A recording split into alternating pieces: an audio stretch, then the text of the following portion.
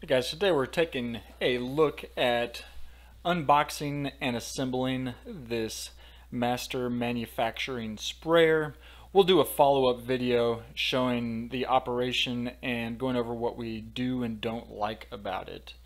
So to start off, I've got this sped up at 2x speed here, but start off it was packaged pretty well. It came in one big box. I'm pretty sure UPS dropped it off here, but everything was packaged pretty well. There was nothing inside of it that was too heavy or difficult to get out. Some of the smaller items were wrapped in bubble wrap and protective covering. The tank already had the pump assembled on it and some of the attaching hardware underneath. So you didn't have to do like a complete assembly. Some of it is kind of pre-assembled here. Came with instructions, a couple of instruction sheets. I will say I didn't think the instructions were as good as they could have been, but we were able to make do. So again, everything was wrapped up pretty good that needed to be. With bubble wrap. It was taped, so used a knife to cut it open. The things that I needed to assemble this included a Phillips head screwdriver, a 1/2-inch socket and wrench, a scratch awl or some small screwdriver would have been good, pliers.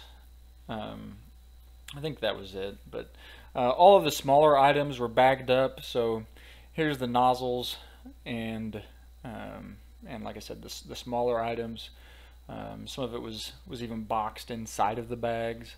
And then a good thing was there was no missing pieces. I think there might have been an extra piece here or two, or I'm assuming they were extra. I see the pressure gauge there as well. We did also use plumber's tape or that cellophane tape just to wrap around the threads of that whenever I installed that. So. But there's all the pieces. Like I said, everything was there, so that was a plus.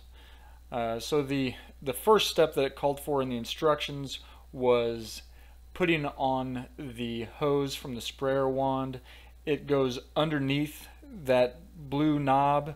So there's two places you could have put it, but it goes underneath the blue knob. And then there's this black plastic clip that you put on the hose before you put it on the fitting, and then that black plastic clip, which I'm holding up there, just gets tightened down with a set of pliers.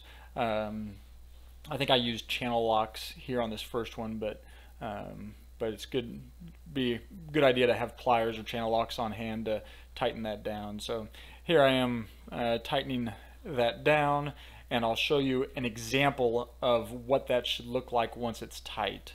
So here's an example of that. This is another hose, so it's the hose underneath that I just put on, but that's what it should look like.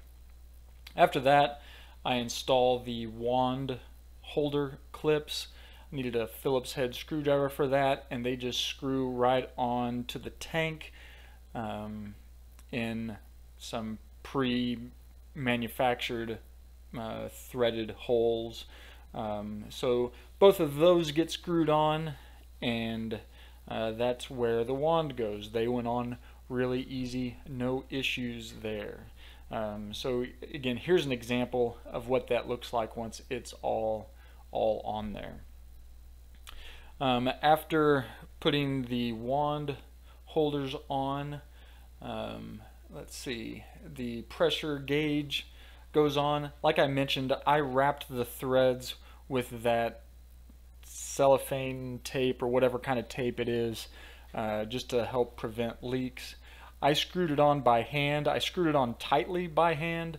I didn't use a tool or anything like that, and it did not leak after I just screwed it on with hand. I was trying to see if it gave any directions as far as how tight you should screw it. I didn't see any, so I just put it on hand tight.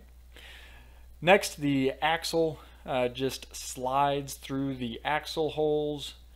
Put it in on one side and come around to the other. And I apologize. I just have a tripod here. I didn't have a cameraman or anything like that, so there may be some things you're not totally able to see, but I'm doing my best to kind of walk you through it there. After the axle's through, you put the wheels on. The tires did not have air in them, but they look to be in good shape. You can air them up later with your air compressor. And then there's these cotter pins that slide through pre-drilled holes in the axle. I say slide through. Either the cotter pins were just a little bit big or the holes were a little bit small. So I did have a hard time putting the cotter pins in. There I got the wheel on all the way, and then there's the cotter pin's supposed to just slide through that hole, but it didn't, so I just took what I had on hand and kind of tried to hammer it through or wiggle it through. I cut out a lot of this part because I did fumble with it for a little bit, so please don't mind that. But I did eventually get the cotter pin to go down through the pre-drilled hole, and then I took my channel locks there and spread out the pin so that it won't fall out, although I don't think it would have fallen out anyway. But there the axle and wheels are on. After that, the tongue goes on next. The tongue has two positions. It can be in the pull type position or the stand type position. Here I put it in the stand type position, and that gives it some extra stability while I'm putting the rest of it together. So that's what that looks like there. Just a pin that slides through there. After that are the brackets for the rear boom. Again, I've kind of sped this up a little bit because it did take a few minutes to put on. But the brackets go on with, there's 2 bolts and 2 nuts on each side. I believe they were 1/2 inch, if I recall. So I put them on hand tight and then used a socket and wrench to tighten them up. Again, you can't see what I'm doing really because of my poor camera angle, but I will show you a picture of that here in just a minute. So I got those hand tight, and then I used a socket and wrench to tighten them up the rest of the way. I put the socket on the bottom, wrench on top to tighten those up. Whenever I did it, I just tightened one side up before I got the boom on, in case there wasn't much play. I think you could probably tighten them both up, no problem. Whenever you first go to do it, because they still have some play in them even after they're all the way tight. So here's what that looks like. Once it's tightened up, you can see the 2 bolts going down. That's from the top angle, and then from the bottom, here's what they look like from the bottom as far as the nuts that go on. After that, the boom goes on, and oh my goodness, did I fumble around with this thing for quite a bit. Turns out you have to take, they already put these plastic nozzle things in, and you have to take those out. So I use my pocket knife here. I think a scratch awl or a small screwdriver would be better, but these 2 little push pins, which I'll show you here in a little bit, that push in, which allows you to slide that out. If you don't slide that out, they put those right in front of the holes for the bolts to attach to the brackets, so you do have to take those out, trust me, in order to get the bolts in. So here I'm taking those out. I'll show you in just a second what you have to push on. You can see me pushing on something with my knife there, but you have to push these 2 little things in. You can see that very small bracket, which I've circled with a very small little circle thing there. You have to push it in order to get that whole assembly to slide out. So you slide those out, and then you can put the boom on. Obviously, you want to make sure that the nozzles are pointed down, but the bolts then can slide through there and attach to your bracket. So there I'm putting the bolt in, and then I'm attaching it to the bracket. I grab one of the nuts there and put it on hand tight to start, and then here I'm putting the other bolt in. There are different height options on the bracket, so just make sure that you put the bolt through the same height hole on the bracket. So again, here I'm tightening that that nut up there. So again, I think those were 1/2 inch, so I used a wrench and a socket. Actually, I think I just got this tight with the socket in the video without putting a wrench on the bolt on the inside. But anyway, you tighten that up. Again, both in the same height setting. Here's what that looks like whenever that is all finished. So you can see it's all, you can see the nut on the back of the bolt there. After that, I think then it's time to put the clips back in on the nozzles. So they go back in the opposite way that they came out. So there's these two little clips that have to slide in that then hold those in place. And so here I'm doing that. I don't know, as far as assembly goes, I don't know why you would go ahead and put those in, even though you're just gonna, why the manufacturer put those in, even though you're gonna have to take them right back out just to put the boom on.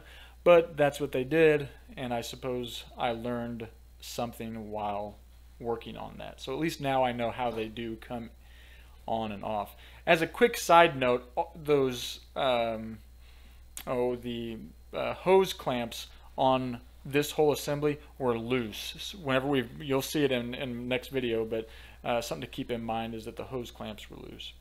So again, here's what that looks like whenever it's all on there. So after we get those back on, then it's time to put the hose on. So it goes on the same way as the wand hose. So you can see me putting that on there. I'm looking for my pliers. There they are. So again, you tighten that down with the pliers, just like so. I didn't want to get it over tight, but I wanted it to be tight enough so that the hose didn't come off. So again, here's an example of what that looks like once it's all on there. And that's the actual hose that I put on in that short clip there. After the hose goes on, then you need to put the nozzles on the boom. It's best to, here I'm kind of stuffing stuff up inside the black part of the nozzle, but that wasn't the way to go.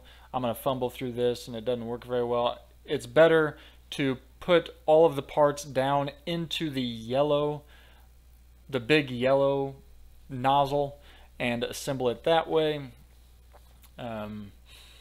So here I found that out. I'm gonna have to take it back out and get it to slip down in the right way.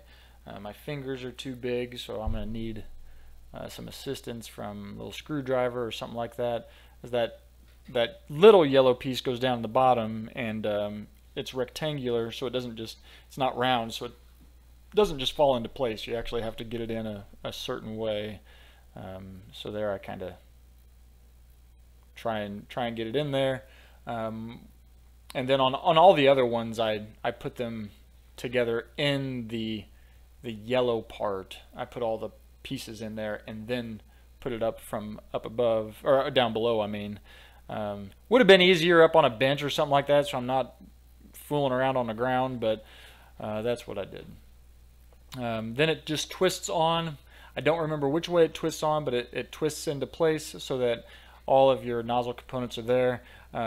You wouldn't want any of this stuff to have liquid in it whenever it's freezing, so that's something that I would recommend, is not letting there be any liquids in this when it freezes. So here's what that looks like whenever it's all on. Next we will be, let's see, putting on the drain plug.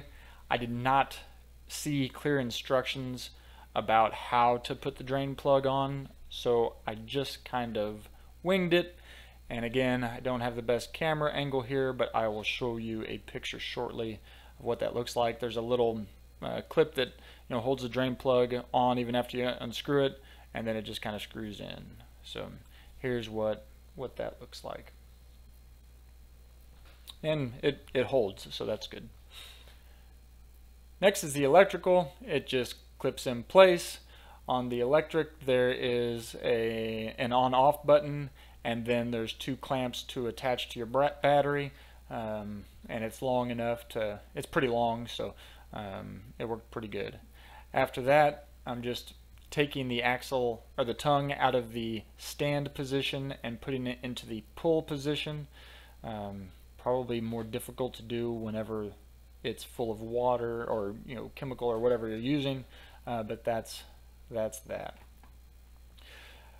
So here is it attached to a garden tractor. Works pretty good. They provide a pin for both the tongue to connect to the assembly as well as the tongue to attach to the tractor.